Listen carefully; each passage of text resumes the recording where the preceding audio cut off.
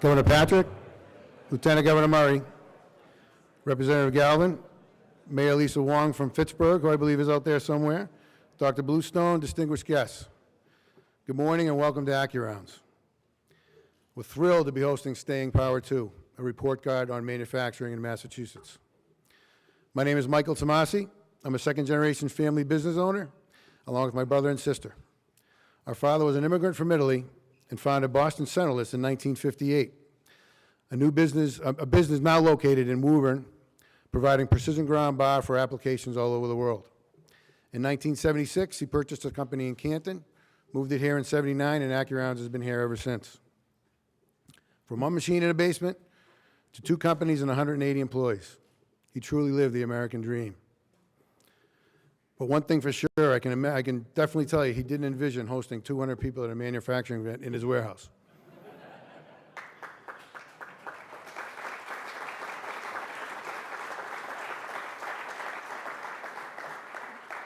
Thank you. This is pretty cool. AccuRounds is a contract manufacturer focused on precision machining and mechanical components and assemblies for a variety of industries, including medical, defense, aerospace, semiconductor, and oil and gas. We even machine the top part of the Freedom Trail sign that reside in Boston today.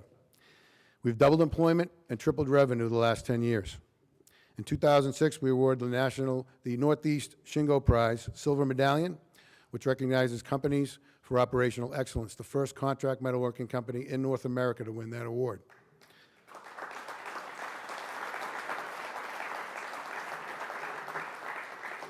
Thank you again.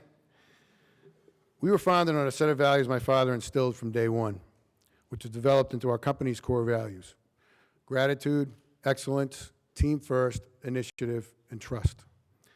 These guiding principles are the foundation of our success. The AccuRounds team has used these principles to help implement lean manufacturing techniques, overlay them with a lean management system, and establish a culture of engagement and continuous improvement, allowing us to service our customers at a very high level.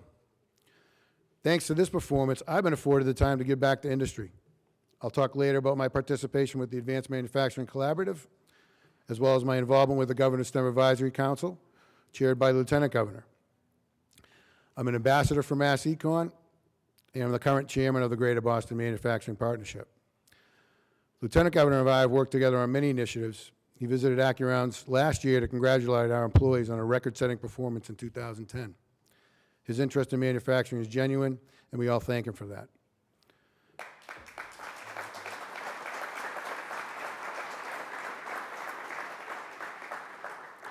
Giving back goes beyond my involvement. Our team participates in VOC-Tech advisory boards, hires and mentors co-op students, sponsors robotics teams, coordinates teacher externships, participates in STEM expos, promotes NIMS, hosts plant tours and association events on a regular basis.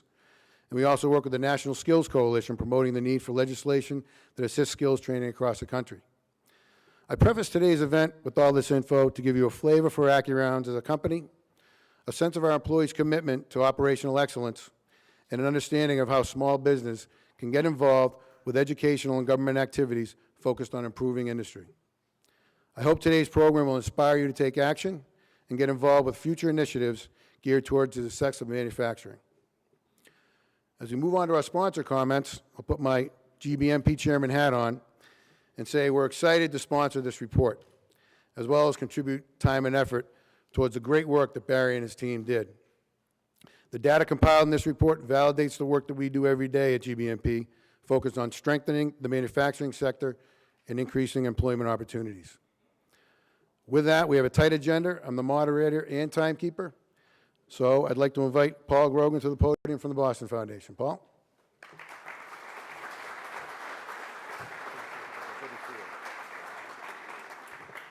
Well, Michael, I'll try to set the right tone in terms of brevity, at least. Thank you very much for hosting this very important event. It's clear that AccuRounds is a company that has done a great many things right. And to add to your business success, prodigious civic involvement by yourself and members of your family in the company is truly admirable. We at the Boston Foundation are delighted to again be associated with a report on manufacturing by Barry Bluestone and his team following the 2008 report. We do a lot of reports, sponsor a lot of reports, as you know, but it's the most fun when we're bringing some illumination to something that is little or misunderstood, and that has certainly been the case with manufacturing in the Commonwealth, which is so much more robust and has so much more potential than most people realize. So this is going to be a terrific discussion today. I want to thank the Massachusetts Technology Collaborative, the Manufacturing Partnership, and RBS Citizens Bank for supplying the bulk of the resources that made this report possible. We have a lot of interest at the Boston Foundation in the many implications of this report. I will just mention one, and it is workforce. As will become clear in the presentation, even with modest overall employment growth because of demographics and turnover, there will be very significant employment opportunities for people in manufacturing at good wages with good benefits, and we have to be equal to supplying the necessary number of trained, educated, and skilled employees, and the community colleges of this state have to be deeply involved in that. The governor has set the stage for just a tremendous opportunity by leading the way on community college reform and restructuring. I want to thank him for his tremendous leadership for all that. So we're going to have a great day here exploring a subject that's little understood, that is just ripe with potential. And again, Michael, thank you for having us in this perfect location for this discussion. Thank you, Paul. Thank you, Paul.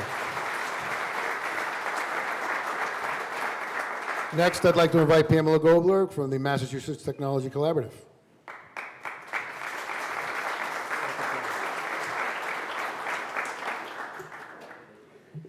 Good morning. As the Chief Executive Officer of the Mass Tech Collaborative, I'd like to add my welcome to all of you who have gathered here today to hear this compelling update on the state of advanced manufacturing for our state. And like Mike, I grew up in a manufacturing family. My dad had a manufacturing facility here in Massachusetts, and he was one of the victims of the downturn of the industry.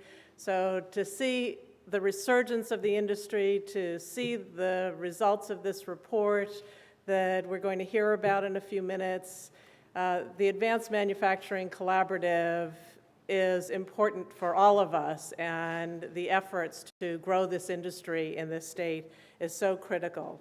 And at Mass Tech Collaborative, we see innovation coming to life every single day. And with our focus on the innovation economy, we know how important manufacturing and advanced manufacturing is to that growth. And we want to continue to foster the relationships and build a strong economy here. I want to make a special call out to the Advanced Manufacturing Collaborative and all that they've accomplished in the short time that they have been in operation. They've been working on implementing a roadmap for manufacturing job growth here in the Commonwealth and can already lay claim to several successes. Mass Tech, in partnership with the Patrick administration, is ensuring that our initial success continues. So I'd like to leave you with a view of a virtuous cycle where innovation leads to development, production of new products and industries, where those products and industries are manufactured here in Massachusetts, which drives the creativity in our academic and industrial laboratories that lead to new innovations. Thank you.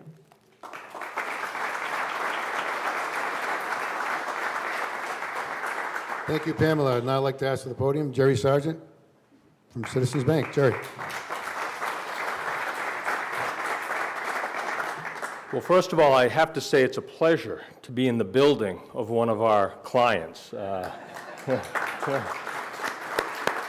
We love this guy and this company, and his brother Steven's around as well, and we have a great relationship with Boston Centerless, who's a Tamasi family company as well.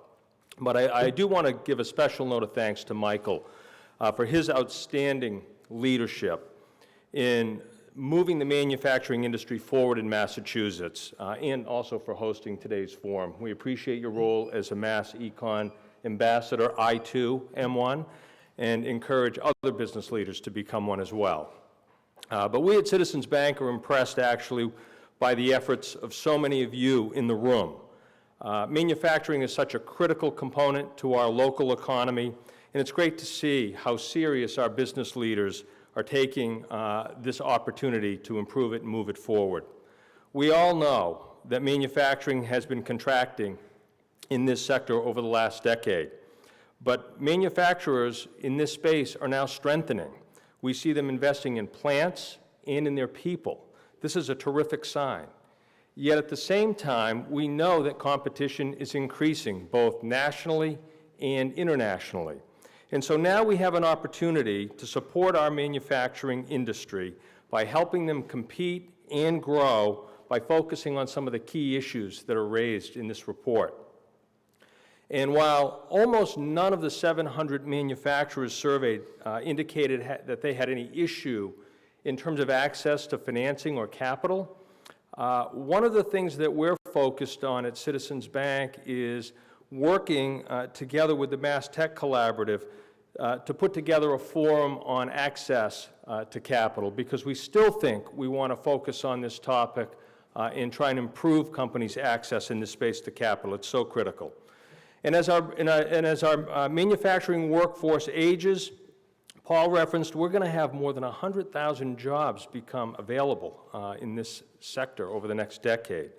And so this is a space that offers the potential for rewarding careers and really strong income opportunities for some of our local residents. And so policymakers, educators, and manufacturers all have a vested interest in developing the next generation of employees in this sector by helping create an environment that will encourage more young people to consider this career path. We're excited to be a part of it, and thank you for having us here today.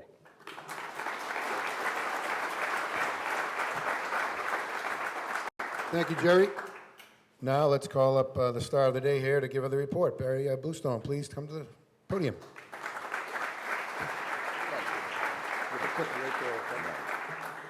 Good morning.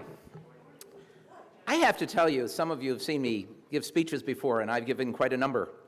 But this time, I really have butterflies. I am so excited to be here at AccuRounds, and so excited to see so many of you here today, and particularly our governor, our lieutenant governor, Secretary Bialacki. Thank you for all coming out.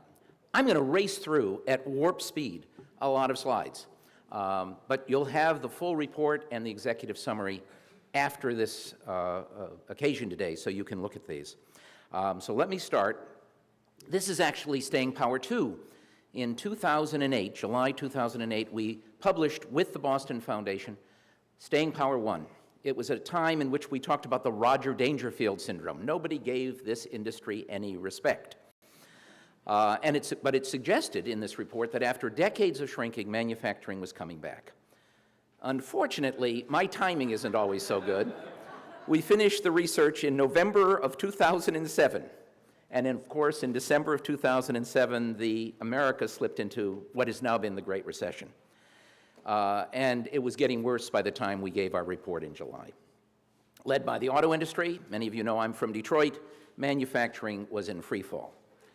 Our forecast of a manufacturing renaissance very soon looked way too sanguine, and the months to come, as the sector's employment plummeted, looked like the ravings of a cockeyed optimist. At least that's what my wife told me. We considered the advice of someone some of you will remember, Emily Litella.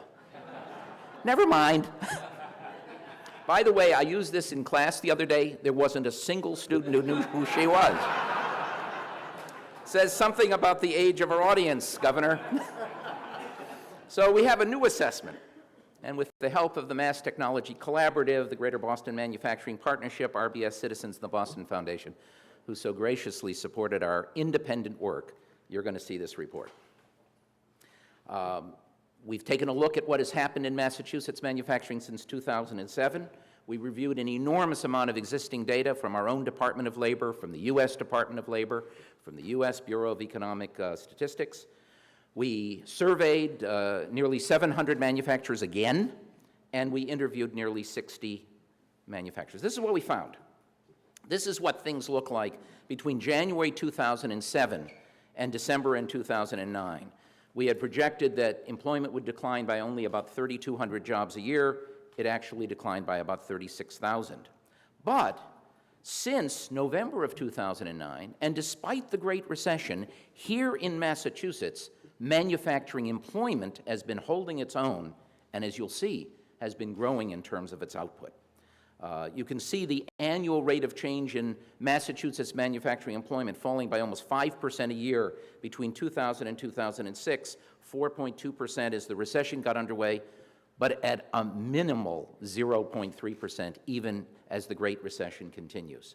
Manufacturing continues to be the sixth largest employer, and most people don't recognize that there are still 250,000 workers in manufacturing firms like AccuRounds around the state.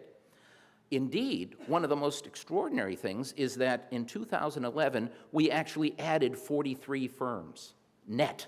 We lost some, but we added more than we lost. And we have it across the board. Sometimes we tend to think that, well, manufacturing's surviving, but it's biotech, it's nanotech. No, it's very advanced manufacturing, but in a range of industries, from navigation, semiconductor, to plastic products, aerospace products, machine shops like this, bakeries and tortilla shops. And the very exciting thing is here is the percentage of manufacturing's output as a share of the state's total output, or GSP, gross state product. And it had been declining from 1997 right through 2009. But for 2010 and 2011, it began to outperform the rest of the economy. We now have 12% of the economy is once again manufacturing in Massachusetts. The other thing that makes it so successful is its productivity has been soaring. You'll see the blue line shows you what has happened to output per worker in manufacturing compared with the red bars, which are the output per worker in all the rest of Massachusetts' economy. Indeed, these are staggering numbers for an economist like myself. Between 2007 and 2011, despite the Great Recession, productivity grew at an annual rate of 8.7% in manufacturing, as advanced manufacturing techniques, better trained workers turned out more output per hour than ever before. That compares, by the way, with 1.7% for the economy as a whole, 5 times higher, which means we're more competitive. Right? We also know that our workforce here, relative to the US, is more highly skilled. In managerial occupations, about 1 out of 5 jobs in manufacturing is a manager, compared with 1 out of 6 in the US. We have a stronger engineering and science occupational base to this industry, and as a result, while we still have about 42% of our workforce are quote-unquote blue-collar, something I did as a summer replacement work at the Ford Rawsonville plant building carburetors for the brand-new Ford Mustang in 1964, that compares with 55% nationwide, right? And you'll see the education. And this is what I find very, very important. I've said this publicly, and I can say this because I have tenure at a major private university and an endowed chair, so I can say things like, we actually spend too much time talking about Northeastern, Harvard, MIT, and Brandeis. We don't spend enough time talking about people who don't get that education, and 61% of the jobs in manufacturing require less than that. Come back to that.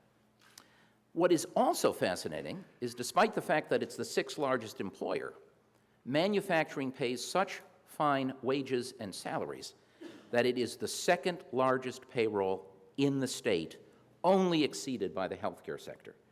It's twice as large as all of retail trade, and even larger than the total wage and salaries that are paid in our education sector. It's a big, big sector. Not only does this provide enormous opportunities for those folks in our state who don't get the 4-year education, but it has been a marvelous employer of people who are new to Massachusetts. 26% of our workforce are foreign-born. Over 9% are Hispanic, 9% Asian. So we see this. The other beautiful thing about manufacturing for me, although I live in the city of Cambridge and I work in Boston, is this is an industry that is all over the state. And it's particularly in parts of the state that are still recovering, still coming back, our gateway cities, our older industrial cities. And this is why the recovery of manufacturing will be so important.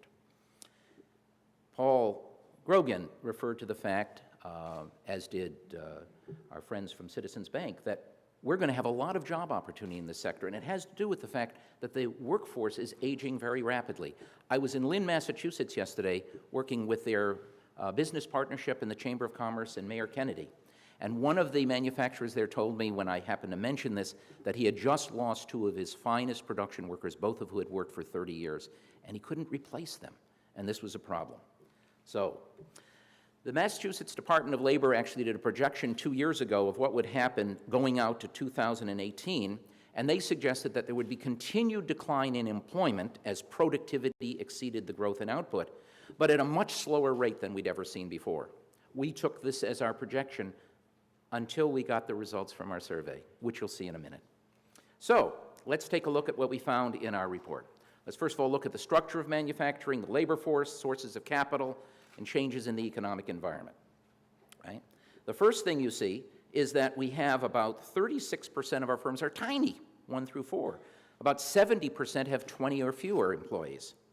Our very large employees, GE, Raytheon, EMC, they represent less than 1% of all firms, but 27% of all employment. But we still have a huge amount of employment in firms of 500 or less, and in fact, we have almost 40% in firms of 100 or less, like AccuRounds. About 72% of these firms are family-owned, which means families are playing a very important role. Only 14% are private investment-owned. And as I said, real wages are critical here. You'll see that for unskilled workers, wages have been about $14 an hour. They've risen very slowly. As you saw on the Globe this morning, family incomes nationwide are lower today than they were in 1995. So we've even had some rise there. But look at what has happened to skilled wages. And that's because we have a shortage of skilled production workers, and we need to fill that need. Right? If you look at sources of capital, we found that about 83%, 5 out of 6 firms, rely on commercial banks. Personal funds, 3/4 of firms rely at least to some extent on personal funds, and to a lesser extent on small business loans, private investment and equity capital, mezzanine and subordinated debt. When we asked firms what was really important, very important or extremely important, we found that about 60% said commercial banks are still the key to our success. That's what really matters. And this was particularly true of firms the size of AccuRounds, 20 to 100 employees. Personal funds critical for more than half of the small firms, and so forth.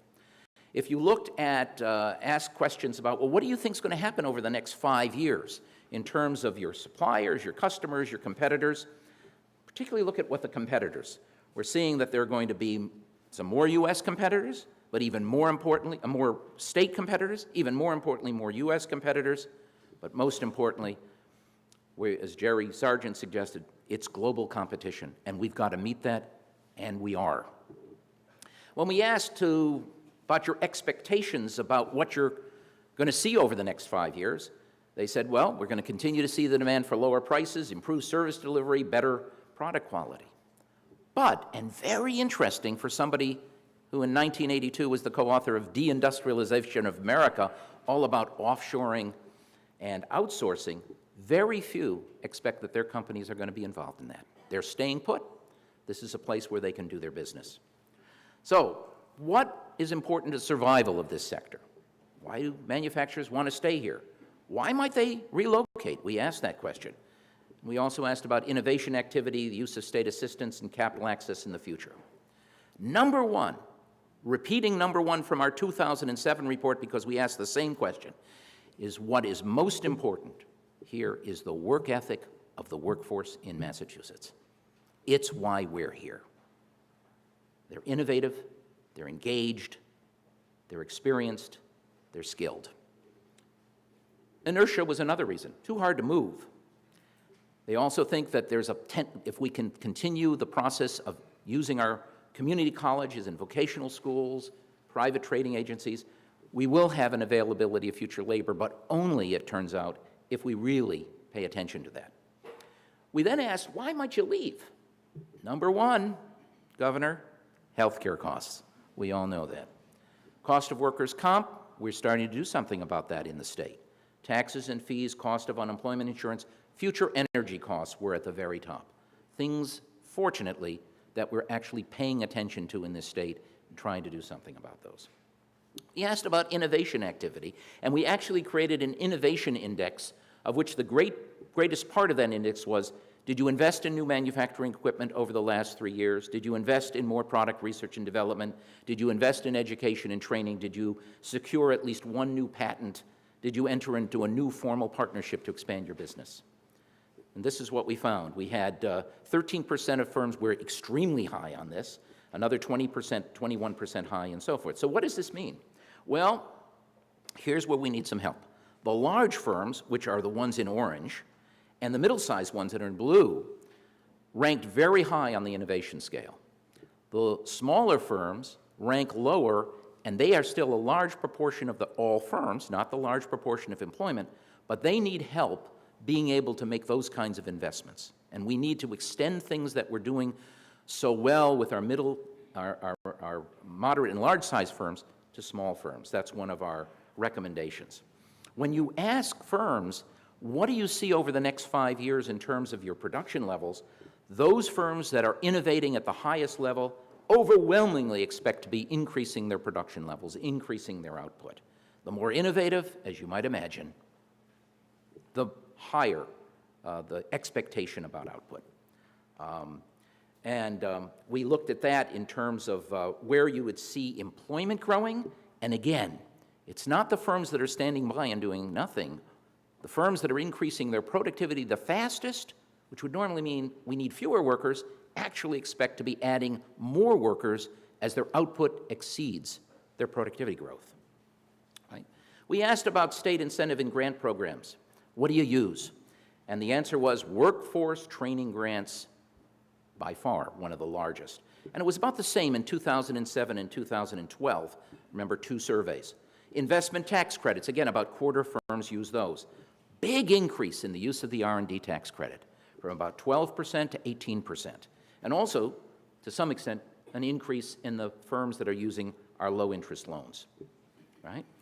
We looked at it by firm and by firm size, and again, what you find is the middle-sized firms and the larger firms can take advantage of these programs. They have staff that can apply for them. They can work through the technical details of that. Smaller firms are not using this as much, and one of our recommendations is we need to find, Greg, ways of being able to extend these to our smaller firms and make them more and easily available.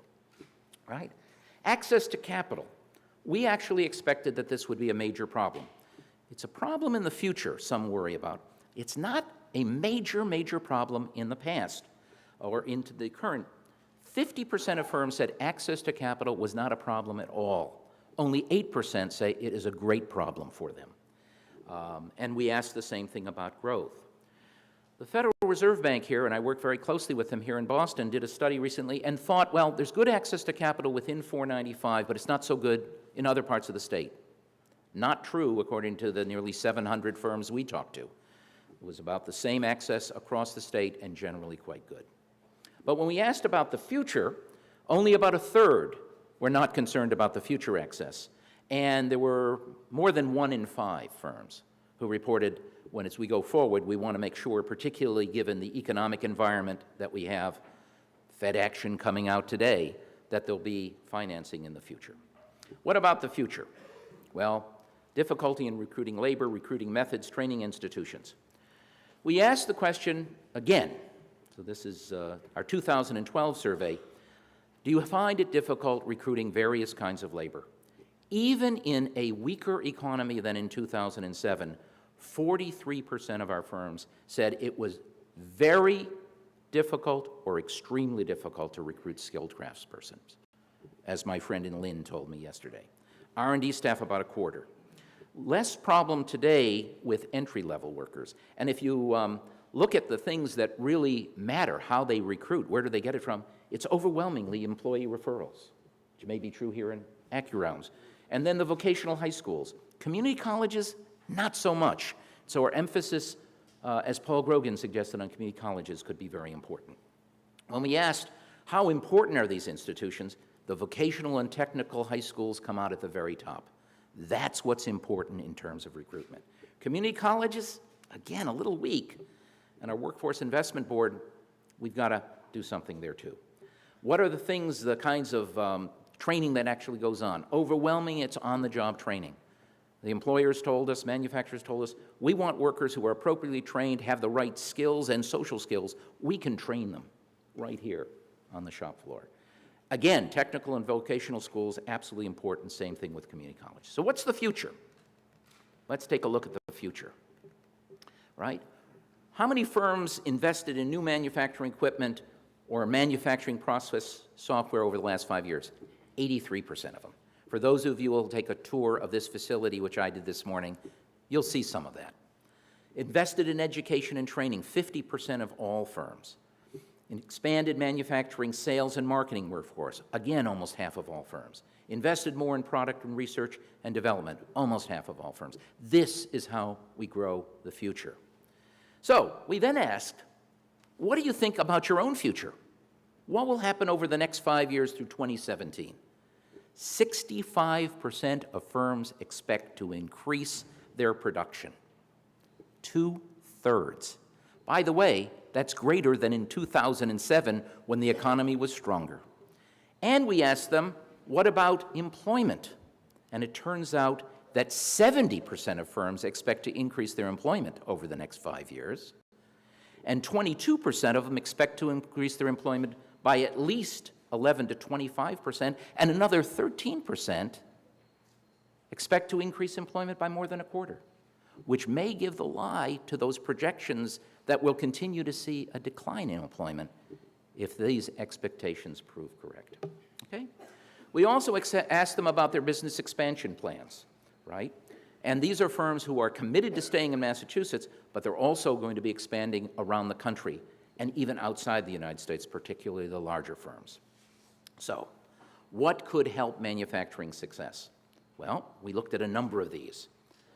One, manufacturers told us we need to work with the school or community college instructors to incorporate industry standards into their curriculum. Creating possibly a certificate in manufacturing technology, serving as mentors and advisors at selected vocational schools, speaking to parent organizations and student groups about careers in this industry. When I was a kid growing up in Detroit, I was college prep. I had 2 years of Latin, I had physics, chemistry, English. I had 2 years of industrial drawing. I had a year of machine shop, a semester of workshop, and a semester of print shop where I printed my own business cards at age 16. My son, who's now a junior in college, went to a wonderful high school here, and if it weren't for me, he wouldn't know the difference between a flathead and Phillips head screwdriver. Too many people are like that. We need to change that. We need to align the vocational and community college curricula with industry needs. We need to, again, increase awareness of this sector. So what are my conclusions? Manufacturing is alive and well. Indeed, even with stronger expectations than in 2007 before the Great Recession. We need to, however, build a closer cooperation between training institutions and manufacturing. We need to continue to promote this industry because this is where much of the prosperity of our Commonwealth is in the future. We don't need Emily Litella. I could tell you that what we said in 2007 still holds, maybe even stronger. Thank you very much.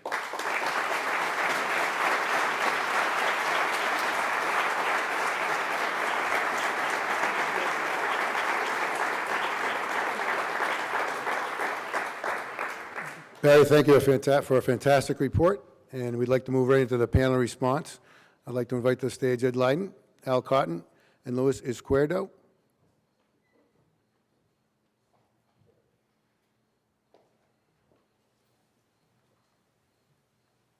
So if you'd like, I'll start off. My response is, thank you very much, Mr. Bluestone. You know, people like myself and Mike, we live this. You know, we survived the outsourcing years, and we're still here, and we're a lot stronger because of it. I highly advise everybody, if you have not taken a tour of this place, please take a tour. You will get a snapshot view of what advanced manufacturing in this state is all about. This is a beautiful facility, and there's hundreds like this all through the state. That's probably the best kept secret in the state. You know, we're trying to get that word out, but we're alive and well and very busy. Our biggest problem is trained workers. I say this all the time, there may be 6% unemployment in our state, there is relatively zero unemployment in advanced manufacturing. We need qualified workers for a lot of reasons. I think some of it is perception. I think we have a graying workforce, so we're doing battle. And I think if you ask 9 out of 10 CEOs in advanced manufacturing, they would agree it's all about trained workers. This is a high-quality job with great benefits. We give tours like Michael does, and when we bring the young children, the 6th and 7th graders, through our shop or other shops in our area, at my shop, we bring them out in the parking lot because you try to find something that the kids will hook on to. And when they see the brand new cars and you tell them they're buying houses in their 20s and things like that, they start to get it. Another fallacy that I constantly harp on is 3/4 of my workers don't get dirty. It's not a dirty, dying trade. It's a very clean, highly technical trade that runs on computers, and we need not just machinists, we need inspectors and engineers and all types of workers. So there's a lot of opportunity in our trade. Glad to see the report brings up productivity. We've worked for 30 years, when I say we, us in the state and in the country, to be productive. I was at the National Governors Association for policy making back a few months ago. The stunning fact that I heard that I can't get out of my mind is China at one point, 20, 30 years ago, the pay differential was 40-1. It's now 6-1 because we're so productive and we're competing world class. So that's why you're seeing the work coming back. When you add the quality issues and just the delivery issues that are taking place overseas, we can do it here and compete and do it better. I know that, all the CEOs know that, and the word is getting out finally. But I think at the end of the day, it's all about skilled workers. The report is dead on in respect to that. So there's a lot of answers to that. I accepted the role as co-chair for the Advanced Manufacturing Collaborative to work with the state and academia, and together, I think as a collaboration, we can start to identify and solve some of these issues, and we've been working for about 6-8 months now on that. So.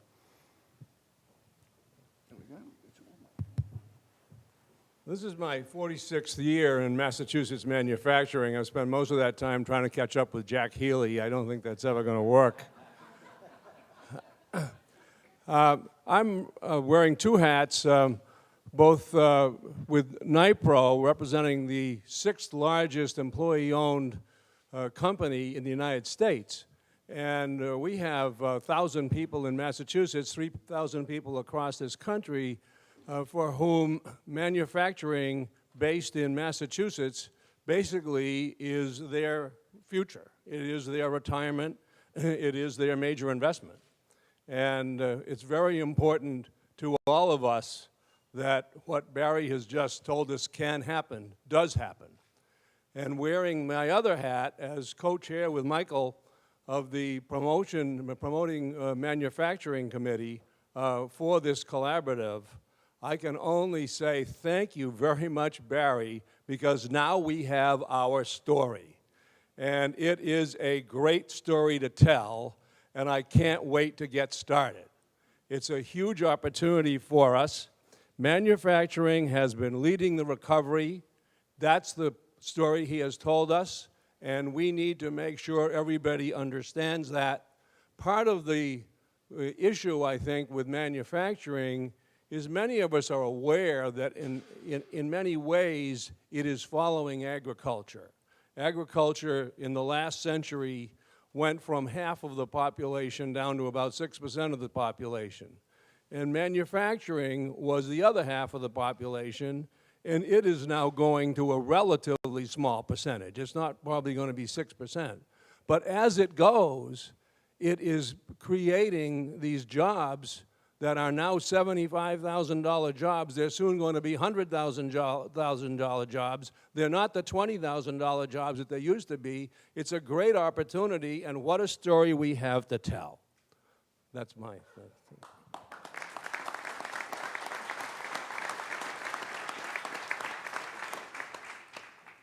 Thank you. I don't know about you, but I love the smell of machine oil in the morning. It's great.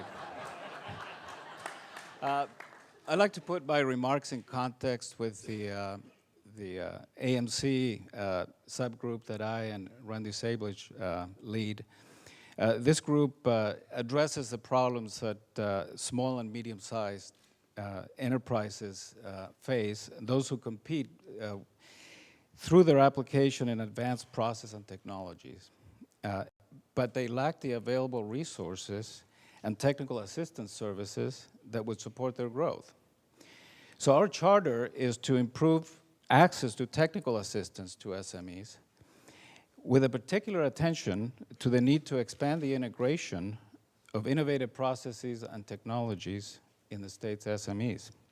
The Stay Empowered 2 report that preceded this one, part of the AMC report, validates a critical role that the AMC is playing in helping firms find ways to innovate, which should help them remain competitive and expand their operations.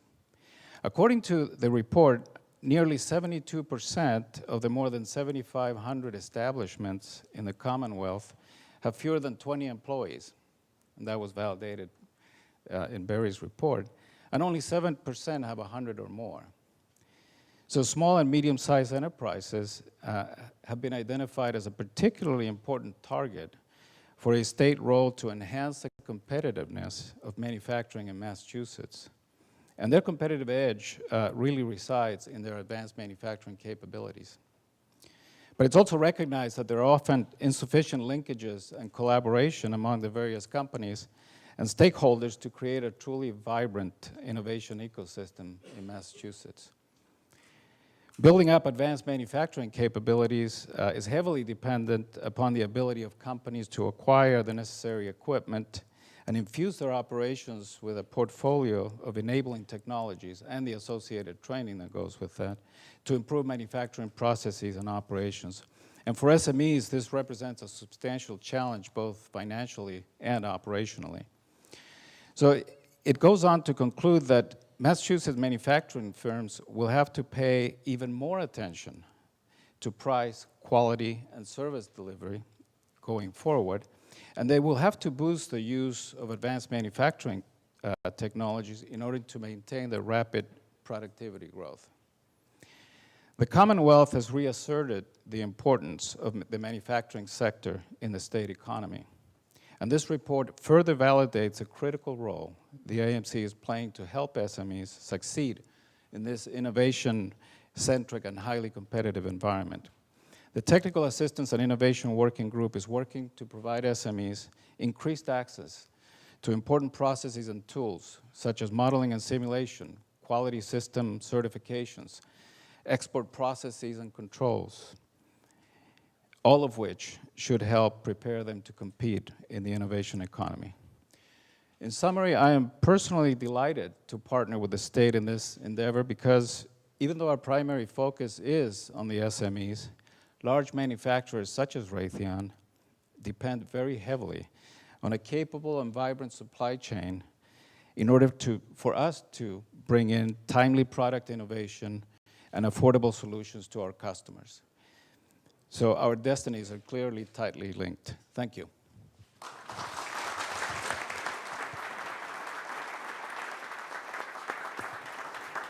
Thank you, Ed Allen Lewis. We could pontificate all day about our love for manufacturing, and I really appreciate your passion and your commitment to this industry. I'd like now to invite to the stage Lieutenant Governor Murray.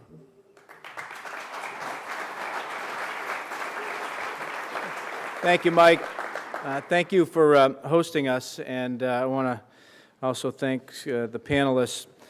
Mike, has been mentioned before, has been a phenomenal contributor in so many different ways. He is on the Governor's Advisory Committee on STEM and has been an active, engaged participant. Similarly, as we work to improve the platform of vocational technical education across the state, and I think as Barry's report indicates, of all the educational platforms, perhaps it is the most important if we are going to meet in both the short and long term the needs of our manufacturing industries. We've got to continue to raise the bar and lift the standards and do everything we can to support our vocational technical schools, and he has been just a phenomenal advocate in that regard. This is my second visit to AccuRounds. I've had a chance to visit Boston Centerless as well, and this is really I think what epitomizes what we need to be trying to do and replicate across the state, building that integration and that collaboration, which is critical. And after hearing Professor Bluestone's presentations, we have our marching orders. Now more than ever, we must continue to build on what has historically made Massachusetts an economic and societal leader. That's our intellectual capital, our tradition of innovation, and the courage of entrepreneurship like his dad, and the work ethic of our people. It's that commitment to workforce development and public education which really is the cornerstone of our success, both in the past and in the future. We have the capability to lead the world in many fields and many markets, and to do so, we are building a platform for economic recovery and renewal with a solid foundation and investments in our public education system, which Governor Patrick has led, working with our partners in the legislature, but with a keen focus on STEM and training within the manufacturing sector. I hear from too many people, as has been mentioned, that think manufacturing jobs are all but extinct in Massachusetts. After decades of plant closings and words of jobs and actions of jobs being shipped to other states and countries, I think we can all understand why that perception is out there. But when we look at the data and we dig down and we visit the shops and we talk to the employers, there continues to be tremendous opportunity for individuals, for families, and for companies to grow and expand. And what has been constant is that whether it's fabricated metal, paper, or aerospace, medical devices, alternative energy, information technology, or a range of other sectors, manufacturing in Massachusetts is all about combining innovation with our highly skilled workforce to make high-quality products that can compete anywhere in the world. And with this leading innovation, the manufacturing industry continues to be a large employer.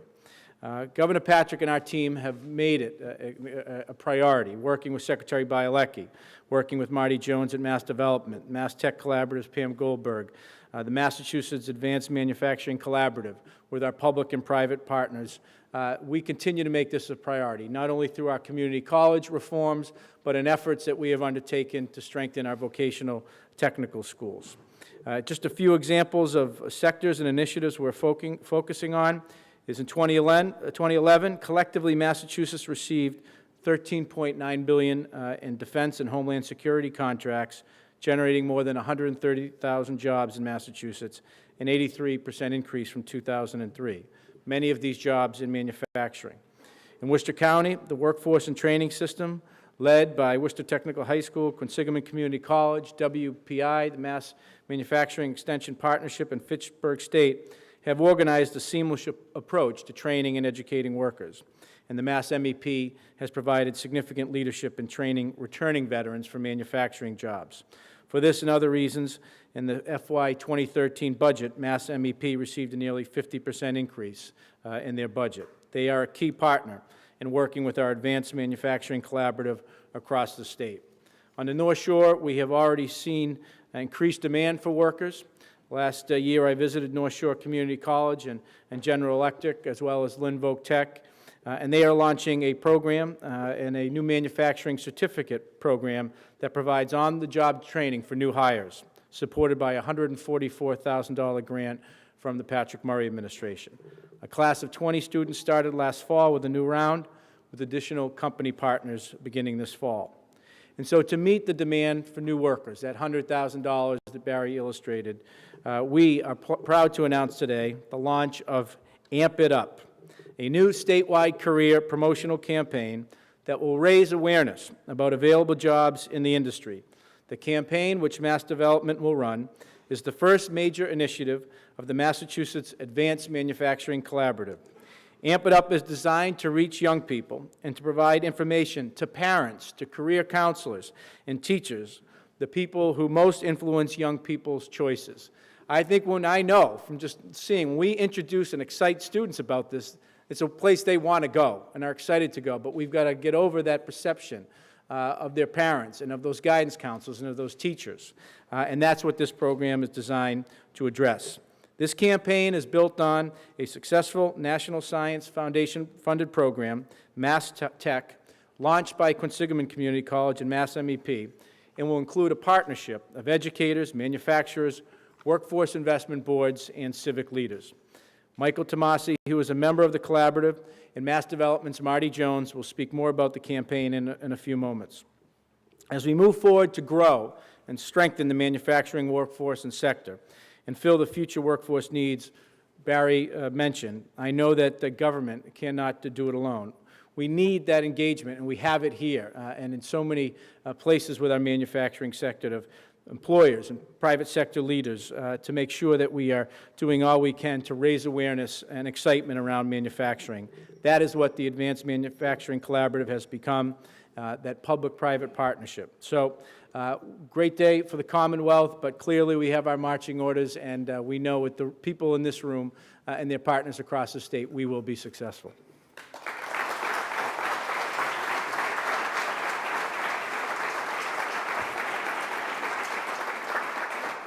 Thank you, Lieutenant Governor Murray. Now I'd like to welcome to the stage Governor Patrick.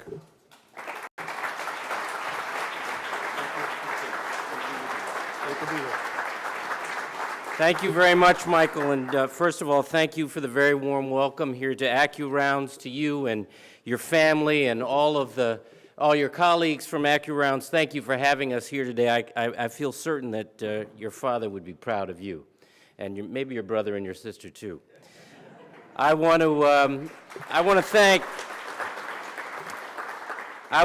the Lieutenant Governor for his presentation today and his extraordinary leadership in this area and so many others. It's just terrific, terrific leadership, Tim, and I appreciate it.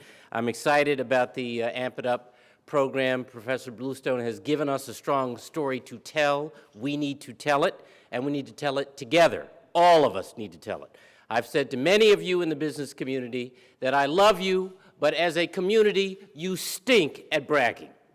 And we have to get better at telling our story, at advancing our interests, and lifting up the understanding about the facts and the reality, the good news about what's happening in our economy here, particularly in the manufacturing sector. So I'm glad everybody is here to hear the good news, and I thank you, Barry, for the thoroughness of your report once again. To Representative Galvin, Senator Joyce, our partners in the Advanced Manufacturing Collaborative, thank you all for being here, and thank you for caring about this subject.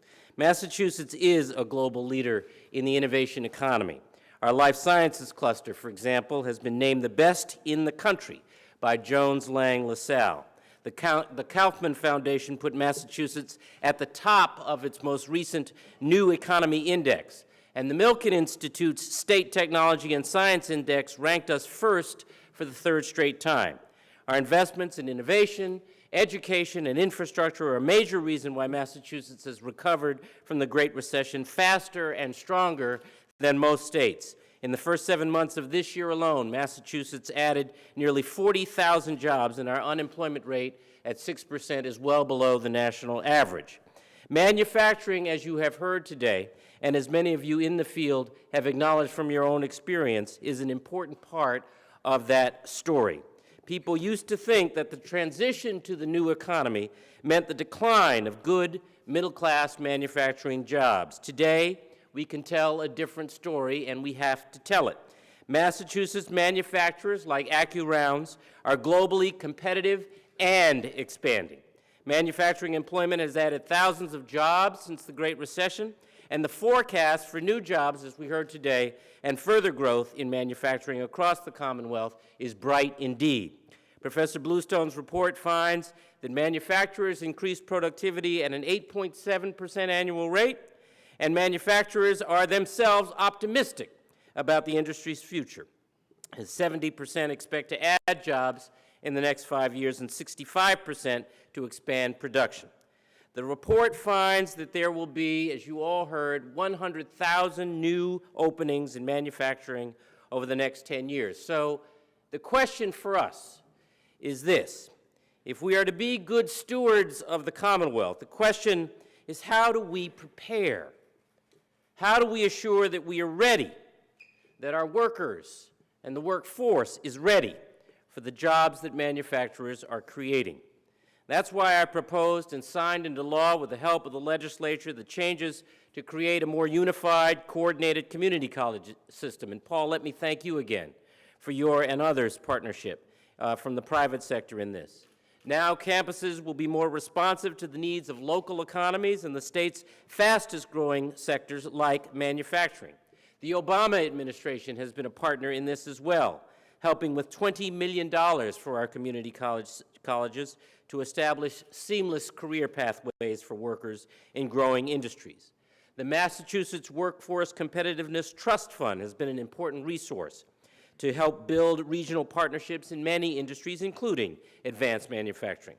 Recently, again, working with the legislature, I was proud to sign the Jobs Bill to help spur economic development and grow good high-paying jobs here in the Commonwealth. That bill codified our Advanced Manufacturing Collaborative and recapitalized $5 million for the fund. Commonwealth Corporation, which administers the fund, is designing an approach with the AMC to support new regional partnerships built along the lines of the successful Central and Western Massachusetts models, one of which the Lieutenant Governor referred to in his remarks. This strategy will include expanding workforce training funds for the on-the-job training for new hires and incumbent worker training, that is. In Hampden County, for example, the region's precision manufacturers with the Hampden County Regional Employment Board have established a partnership involving all of the region's educational and training partners, including the 7 vocational schools, Springfield Technical and Holyoke Community colleges, both of them, as well as UMass Amherst. The Precision Manufacturing Regional Alliance Project recently identified the need for more than 1,600 new manufacturing workers in the following 40 months. So Hampden County received $750,000 from our administration to train the region's workers, including returning veterans, young people, and the underemployed for manufacturing jobs. In Massachusetts, over 70% of manufacturers are small companies, as you heard in the presentation, employing fewer than 20 workers. As Professor Bluestone's report documents, those companies have a difficult time accessing state programs for workforce training and business assistance, and that has to end, and it ends starting today. Our administration is focused on the critical goals of expanding access to technical assistance and resources and reducing the cost of doing business. So this fall, the Collaborative is launching regional workshops in partnership with citizens and other local banks and the State Small Business Development Network to help small and medium-sized companies access lending and technical assistance, because we can do this together. And we cannot do it as a government alone. We must do it and will succeed in partnership with all of you. The point is this: advanced manufacturing is resurgent in Massachusetts, and we mean to make the most of it. I'm looking forward to great days ahead. Thank you very much for having me.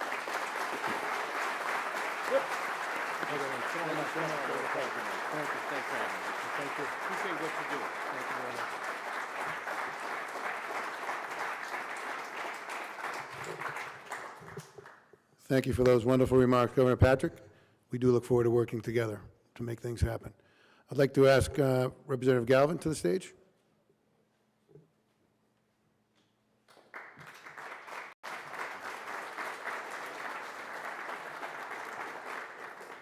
Tough acts to follow, the governor and the lieutenant governor. But it's my responsibility to welcome everyone to the town of Avon on behalf of the town. There's 2 selectmen here this morning, Frank Hegarty and Steve Rose, out in the audience. And Mike Brady, the 3rd selectman, is also here this morning. And the town of Avon might be a small town, but they're very proactive and they're very welcoming to the business community. They have hosted AccuRounds. Mike's business been here for a while. It's a very important business. I took the tour. Very impressive business. And the town of Avon is lucky to have you here, and they feel that way, and they appreciate you locating your business here this morning. But you heard Barry say about the Great Recession that we've been in. And Massachusetts has been one of the leaders throughout the country in handling this recession. And a big part is leadership. And that's the leadership of the governor and the lieutenant governor and Secretary Bialacki. They've been very proactive. They worked well with the legislature. And after hearing this report this morning, he's making my job going to be a lot easier, because you're going to be creating jobs. And when you create jobs, of course, you create prosperity. And of course, we get the taxes from those jobs to help run government. So things will be a lot better for all of us. So again, I want to thank for inviting me here this morning. It was a pleasure. And I pledge my support to working further with the Lieutenant Governor and the Governor and Greg with the initiatives going forward. So thank you.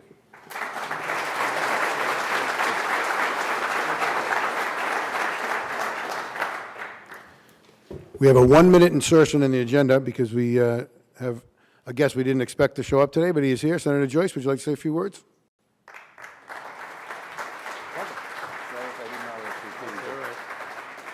So I actually had a 2-hour speech prepared, but I'm now down to a minute. Let me just say, the governor left. He's my next-door neighbor, and I will tell you that he really made us all proud with his performance at the recent convention, and I couldn't help but think we have the wrong governor of Massachusetts running for president, but more on that later.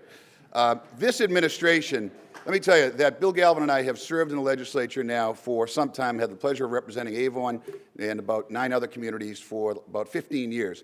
I think this past legislative session, led by Governor Patrick and Lieutenant Governor Tim Murray, was, and I was with him, you were here once before just to invest in advanced manufacturing, was the most productive of my 15 years. And I just was trying to jot down, Paul Grogan was kind enough to give me a piece of paper here. You know, we passed a balanced budget. We had less money than we did back in fiscal year 08 for fiscal year 13, and yet we again passed a balanced budget, invested more in local communities, public schools, et cetera, than ever before.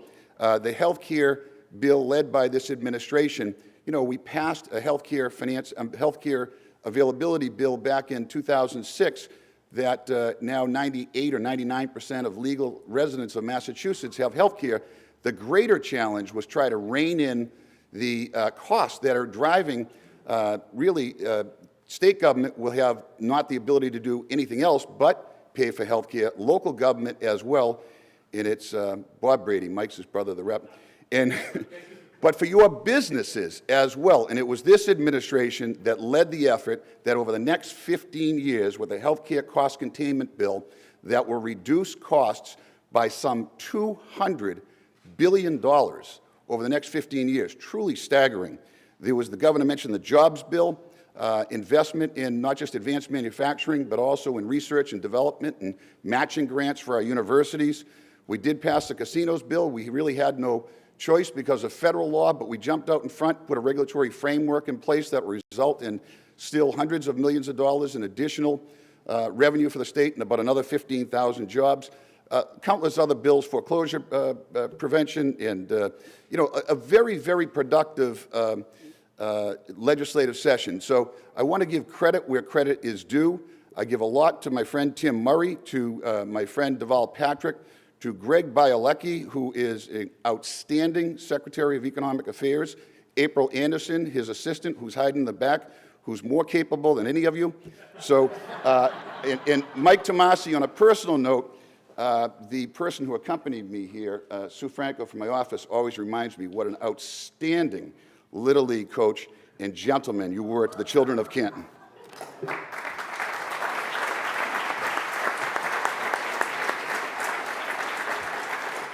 Thank you, Senator Joyce, and thank you, Sue, for reminding him of that. I have to give that to you. Next on the agenda, I'd like to welcome to the stage Secretary Bialacki.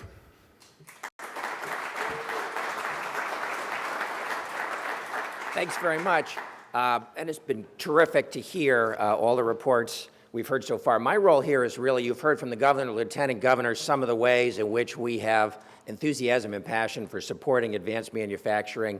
You're going to hear in a moment some greater detail what those programs are and how they're working. I'm just going to be a quick segue between those two and want to give you a little sense of the framework for all our efforts.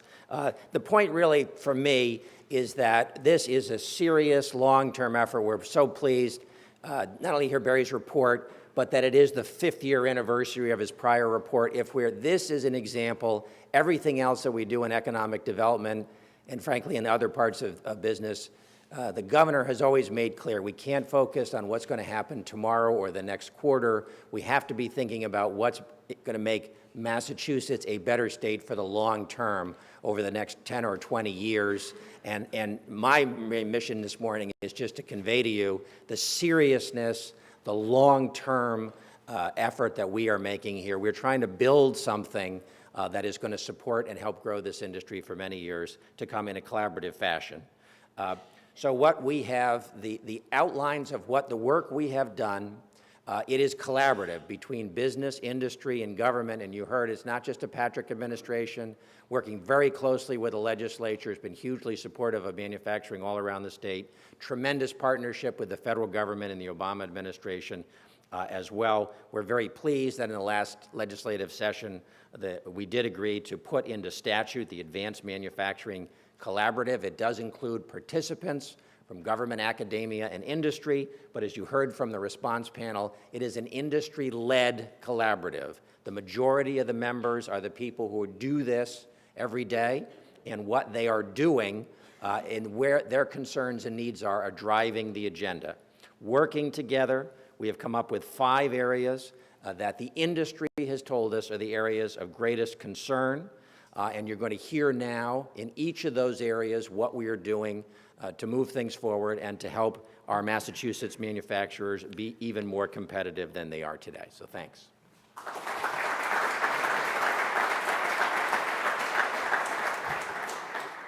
Thank you, Secretary Bialacki. Now I'd like to welcome to the stage some Advanced Manufacturing Executive Committee members, Joanna Dowling and Ted Ackworth, and also Marty Jones, President and CEO of Mass Development.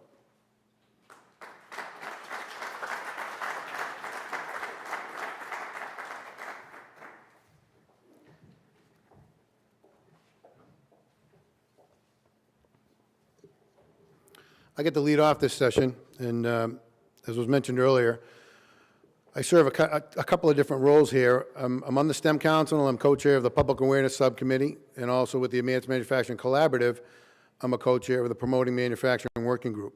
So there's some synergies there, and there's some leveraging that can be done, and I kind of sit in a unique position to see what's happening over the landscape of the state, and hopefully try to steer things so we avoid duplication and maximize everybody's work and efficiency. So a couple of things I'd like to mention. Out of our STEM Public Awareness Subcommittee, and Joyce Plotkin, I hope, is out there somewhere, my co-chair, we developed a WOW campaign that was announced almost a year ago at the STEM Summit. The WOW campaign is a poster and a video that kind of go together that target a bunch of different STEM careers that are in this state, real people, and it's focused on 5th to 8th grade students. We announced it in the fall. We've had 4 or 5 different STEM events, 4 in the spring, 1 actually last Saturday that we brought a wowster, as we call them, into an event to speak to the students. This past Saturday at Newton North, PTC hosted a robotics program, and an oceanographer from Woods Hole came up and spoke to all the students, a little focus on the female students to get them energized about careers in STEM. So we can take some of that from a public awareness standpoint because there's obviously much spillover into manufacturing. The manufacturing scorecard report that's been presented today was very important for our group to get accomplished. And I can't thank Barry enough for his work again, for what he's done and the awareness that we've given. We expected 100 people, 80 people, 120. We have over 200 people here. And that speaks to where manufacturing stands today as to where it stood even a couple of years ago. We've finally flipped the coin on the other side, and we're looking ahead, and it's positive. I spoke with Brian Gilmore from AIM this week, Associated Industries of Massachusetts, and they are going to redouble their efforts. They're involved with the AMC. They'll continue that. They're involved with Mass MEP. There are a bunch of manufacturing initiatives that they're going to follow through on, and they've committed more resources to do that, and we really appreciate that. And finally, Mass Tech, not to be confused with the Mass Tech Collaborative, the Mass Tech Collaborative, but Mass-Tech is a program, as the Lieutenant Governor mentioned, that was developed through a partnership with Quinsigamond Community College, Mass MEP, local industry, and community-based organizations. And we hope to take that model and start to spread that through different regions of the state, maybe through the STEM networks, to garner that interest and exposure in promoting manufacturing careers. And lastly, the coordinated media campaign that you saw a preview of during the Lieutenant Governor's remarks. I'd like to ask Marty Jones to come up and talk a little further to that.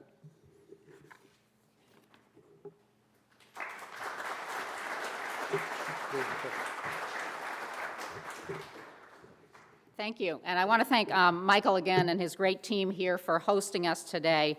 AccuRounds and Mass Development have had a very big day today, since earlier today our board voted to approve a new bond financing for AccuRounds, which will allow them to grow and expand this facility and create more jobs right here in Avon.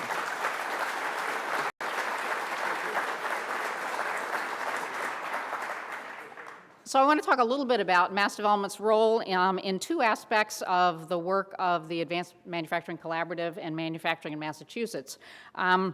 We have a long history in financing manufacturing. Our predecessor agency, the Massachusetts Industrial Finance Agency, has been financing manufacturing for decades. Mass Development has continued that tradition, and over the past 2 years, we provided over $78 million in financing for 58 different manufacturing projects across the Commonwealth. But we need to grow this, and we want to grow this in the future. We've recently expanded our manufacturing offerings so that we can now finance projects all the way from the pre-development concept stage through permanent financing. Our 3 new innovation programs include planning loans for consultant services to help evaluate and improve demand fulfillment and finance and administration for companies. Our implementation loans can help then implement those recommendations that come out of these studies. And our equipment and real estate finance loans can also help finance investments in equipment and real estate for manufacturing. Laura Cantor is our Executive Vice President for Finance Programs. Laura's here today. I'm sure she'd be happy to talk to anybody about financing. She will soon have a new person in her department, a VP for Manufacturing Program Initiatives, focused on increasing our connections to both industry organizations, manufacturers and service providers, and helping to implement some of the new programs at Mass Development. We already have a staff with a strong history in manufacturing. We want to make sure we grow that to have a good understanding of the trends and needs in the manufacturing sector. We are actually still taking applications for that job, so if anybody knows someone in the next couple of days, please ask them to submit on our website. The other exciting thing that we're doing is increasing our role in the promotional side of advanced manufacturing. So the Amp It Up campaign that Lieutenant Governor Murray announced today hopes to focus on young people, emphasize social media, and work with private, public, and quasi-public sector partners to change the impression of manufacturing and to change the dialogue about careers in the sector. The new campaign will help raise awareness and understanding of how attractive a career path manufacturing really offers. And it will not just stand alone as a campaign. This will be a part of the educational programs that started with the example at Quinsigamond and Worcester that Michael talked about. We'll be announcing a new program for matching grants to regional partnerships to actually implement campaigns, and this website will act as a support for those campaigns as they roll out across the Commonwealth. So, a couple of things that I'd like to show you, and I'd also like to ask for your help and your involvement as we roll out the campaign. First of all, the website is ampitupma.com. Please put that in your favorites. At the bottom of this first page slide, you will find a Twitter handle, which is at ampitupma. How many of you guys are tweeting the event today? 1 or 2? Great, excellent. Please, when you go back to your companies, share this Twitter handle with your younger employees. They probably tweet. And those are the people that we want engaged in this campaign. On this website, we also are interested in trying to provide visuals and videos of some of the great manufacturing that's going on in Massachusetts. Again, I'd love your help. If you have an interest in participating with us, providing content that we can post on this website so we can show people who don't have the opportunity to visit places like this, what it's like, what's happening, the exciting things in manufacturing, please let us know, and we'd be happy to partner with you to get your companies on our websites. The next slide, I think, can somebody, am I doing this? Thank you. So this slide will actually speak to the earnings potential of manufacturing careers. We heard great numbers about how rewarding financially these careers can be. We need to demonstrate that. Again, here's another place I'd love the help of manufacturers. Some of the best ways to communicate this information is to tell a story of somebody who works for your company, what their career path was, how they started in the industry, how they've grown over time. We'd love to hear about those case studies across the Commonwealth and populate this website with information about real people who are excited about the industry. The fourth page, now if I had been speaking at one of those conventions over the past month, by now I would have you all shouting back at me, "Amp it up." I don't quite have that skill, so we have a contact us page. So please shout it out on the contact us page. We'd love to have your participation, your ideas. Companies and regional partnerships made up of the workforce employment boards, the Voc Tech schools and community colleges will also, through this page, find out about the grant program to roll this campaign out across the Commonwealth. So we would love to have many people participating with us as we engage in this campaign. So we've had a full program this morning, and we have a full manufacturing agenda. I do want to close by thanking the governor, Lieutenant Governor, Secretary Bialacki, who also chairs our board, for your far-sighted leadership on this. I also want to thank all of the Advanced Manufacturing Collaborative partners for your work, and I look forward to working with more of you as we roll this out across the Commonwealth. Thank you.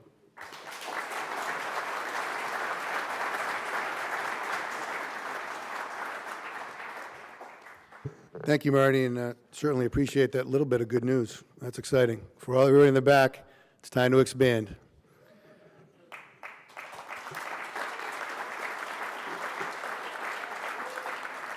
Thank you. I'd like to ask to the podium Joanna Dowling, who's the co-chair of our Workforce Education and Training Working Group for the Advanced Manufacturing Collaborative.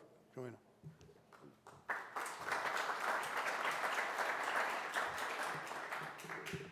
Well, thank you, everyone, and I appreciate this opportunity to be here to represent the Workforce and Training Subcommittee for the Advanced Manufacturing Collaborative.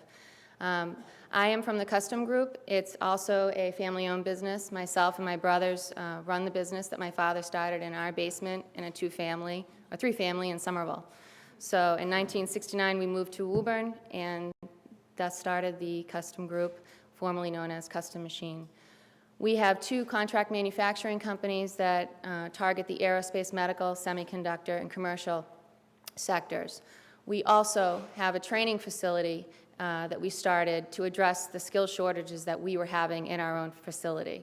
We went for our license, and we have a Department of Secondary and Education license through vocational training. So that is my part of the business that I run. I also am the chair of the Metro North Regional Employment Board, and along with Joe Peters, we co-chair the Workforce and Training section of the Advanced Manufacturing Collaborative. Massachusetts has outstanding regional networks that today are organized to provide support and address the needs of manufacturers and provide pathways to jobs for new workers. The goal of the Workforce and Education Subcommittee and our job is to support and strengthen resources for manufacturing in Massachusetts. That is the success for future growth in manufacturing in Massachusetts. Our primarily focused areas are expanding the utilization of the Workforce Training Fund for OJT, for new hires, and incumbent workers. Also, to develop new regional partnerships across the state and to assist in the organization of interested parties of trying to organize new regional partnerships. And also to provide substantial support to accelerate existing partnerships such as Worcester County and Hampden County, as everyone's already talked about. Right now, the Northeast, along with the workforce investment boards in Merrimack Valley, Metro North, and the North Shore, are working to form their own regional partnership with the help of the Advanced Manufacturing Collaborative. The Workforce Competitive Trust Fund has been an important source of resources in building these expertise, so we're very thankful that that has been supported. Also, the Commonwealth Corporation is part of the Advanced Manufacturing Collaborative, and they've been a key player in helping us organize and get training ideas and to sustain what we're trying to do for the Commonwealth of Massachusetts in manufacturing. The AMC has created within the working group a forum in sharing best practices. So we have industry, community colleges, regional employment boards, the workforce investment boards all come together to support this need that we feel that is one of the most important aspects to keeping manufacturing alive in Massachusetts.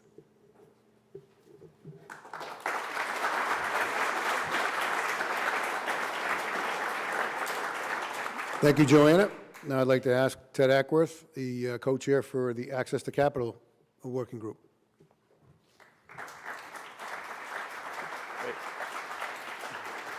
So my name's Ted Ackworth. I'm a recovering rocket scientist. I'm a self-proclaimed hardware geek, and I am a Massachusetts manufacturer. And I say that with a lot of pride. Most of my engineering and science peers are sort of in Web 2.0 or social media or other areas, and I've always been, just fixed on mechanical-based, hardware-based products, physical things you can touch, you can manufacture, you can sell, and you can see your customer take delivery and actually hold the tangible good. I started my company, Artaic, back in 2007 out of MIT. We are part of a growing movement of a new kind of manufacturing called mass customization, not to be confused with Massachusetts customization. Think of mass production. Mass customization is all about mass producing products that every single one is uniquely made for each customer on demand. Today, we manufacture product through Home Depot, and we ship our customized product faster than off-the-shelf product that's taken off the shelf and put in the mail, that's made in China and made in India. And we make it all here in Massachusetts. And I've been really excited to become involved in the whole advanced manufacturing community in Massachusetts, starting 2 years ago when I heard about the Advanced Manufacturing Initiative, back when it was just an initial kind of a first study. It was a study group with the John Adams Innovation Institute, started by our government, to look at manufacturing in Massachusetts and figure out what are the key drivers, what can we do to improve the environment here. And I was just starting my company at that time from totally zero. It was just an idea. And I figured it'd be a good opportunity to connect into what's happening here in this location. I actually moved here from Silicon Valley and started my company here. So, and I have no plans to leave. So it was great to be a part of that group. I have somewhat of an academic background, so we did a lot of studying and governmental kind of non-acting studies. And I was like, let's do something, let's actually make a dent, let's make a difference. And right at that time, the Advanced Manufacturing Initiative transitioned into the Advanced Manufacturing Collaborative, which we're all learning about today. And it was sort of like the government and the institute saying, okay, we've done our research study, we've teed up industry, it's time for industry to take the reins and drive this forward. And I was really pleased to see that, because I don't want to stand around or sit around a boardroom table discussing ideas. I want to make an impact. So that was the launch of the Advanced Manufacturing Collaborative. You've heard about these 5 different groups. So Linda Moulton is my co-chair. She's from TrueCore. She and I are kind of the bad cop, good cop, or the big company, the tiny company. And I think we do well because we represent a broader spectrum. And we have been looking with a group of about 22 other folks who voluntarily joined our group to study what about access to capital in the Commonwealth, particularly for small and medium-sized enterprises. I'm like the small size, and looking more at sort of debt financing, traditional. You saw in the study is like 83%. I come from a lot of my peers get venture capital for their startups. You know, that sounds real nice, but it's a fraction of a fraction of a fraction of a percent. And forget about venture capital for manufacturing. So I've probably gotten every other kind of financing out there for my startup other than venture. We've done everything from debt to state financing to location assistance to workforce training fund grants to federal grants from the National Science Foundation. And I've been pleased to be able to share some of those vehicles with the group. And it's great because our group is really driven by industry. We have company leaders, manufacturing leaders, we have banks, we have some government folks, not too many, luckily, and together, no offense meant, but we sort of sat down, and Lynn and I convened the group and said, you know, it's not up to us to dictate what this group is going to do. Our job is to find representatives that fill out the spectrum, get them into a room, and just facilitate together figuring out, as industry leaders, you know, what do we think we need to do around access to capital. And we've actually made a huge amount of progress. Today, I'm very pleased to announce our first sort of really tangible initiative, very much thanks to Citizens Bank, one of our members. We're about to roll out a series of workshops around the Commonwealth for mainly SMEs to learn more about debt financing, so SME manufacturing companies to learn about financing. Debt financing. And you know, what we realized in our initial meetings was that there are many of these resources out there, and the biggest barrier of all is just awareness and education. We don't need to invent new financing vehicles. There are plenty of great banks here, and they're looking for business. They're looking to give out debt. There's just been a disconnect with the companies who are asking and the banks who are looking to provide to understand each other and understand what it means to get a debt financing for your company. So the first event will be held November 13 in Salem at the Salem Enterprise Center. And I think we have 4 total already scheduled. So we're going to kind of take it to the streets, you know, and get our bank members and our SME manufacturer members together around the Commonwealth, not just inside Boston, but outside and all over. And we're really excited about basically connecting and educating the community and hopefully enabling more of these SME manufacturers to find the critical capital they need to grow. And I think that's all I have for today. Thank you.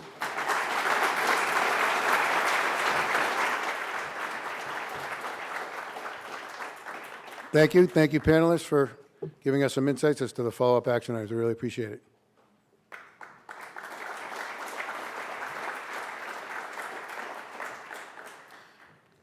Lastly, I'd like to call up Robert Baker to make an announcement.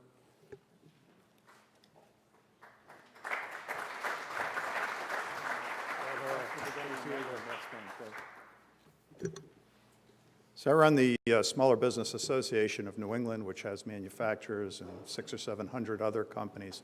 But I think one of the things that can't be underestimated today, and Barry, your report is great, is here we have 6% unemployment, and the governor and the lieutenant governor and the secretary and the legislature put together a jobs bill. That should give you a message about how competitive we are, what we're thinking about the future. I think that can't be overemphasized. I mean, so great job from the secretary, the administration, and the legislature for doing that. The second thing is I wanted to announce today, a special announcement means I have to do a deliverable, Mike. So one of the things that the legislature and the governor put in the jobs bill, and we've been working with Greg's office quite a bit, is you hear it up there is manufacturing matching grants. So you put in $1, state will put in $1. If you hire a third-party consultant to help you go global, to help you go lean manufacturing, to help market and brand your company so you can increase sales. Basically what happens is if you've got a good consultant and it's going to cost you $15,000, we pay for half. So it's really ends up to be a $500,000 initiative. I'm sure Mr. Secretary will get oversubscribed, so we may come back. But the nice part about it is they've delegated that to the Small Business Association of New England. We're appreciative of it. It's a partnership between us and the state. And we'll do a competitive solicitation, and we'll do a marketing session in probably the next 35 to 45 days. And Mike, you're not ineligible for this. You can compete on this as well. And Ted, if you've received every government grant, this is one you haven't applied for yet, so you're eligible as well. So thank you very much today.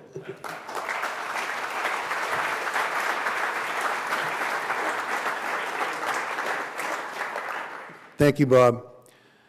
In closing, I'd like to put an exclamation point, which Marty let the cat out of the bag, but the fact that we are going to be receiving some financing, we're going to use that money for two things: to purchase equipment, of which we already have 3 new machines on order, which is by far and away the largest purchase order we've ever initiated for equipment, and we're going to expand our footprint square footage-wise, and we're extremely excited about that. So that proves that everything we heard today, this is the reality right here. It's happening today. It's happening now.